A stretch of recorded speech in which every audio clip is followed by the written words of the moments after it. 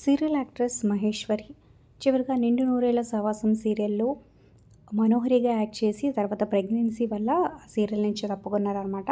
So, పండంటి బిడ్డకు జన్మనిచ్చింది. అలాగే ఉయ్యాల ఫంక్షన్ కూడా జరిగిపోయింది. కానీ అప్పుడు నామకరణం అయితే చేయలేదు. ఇప్పుడు మళ్ళీ గ్రాండ్‌గా అందరినీ పిలిచి నామకరణ మహోత్సవాన్ని చాలా గ్రాండ్‌గా చేశారనమాట. ఇంతకీ తన బాబు పేరేంటంటే మేధాంశ్ నందన్ అంటూ సూపర్‌గా ఉంది.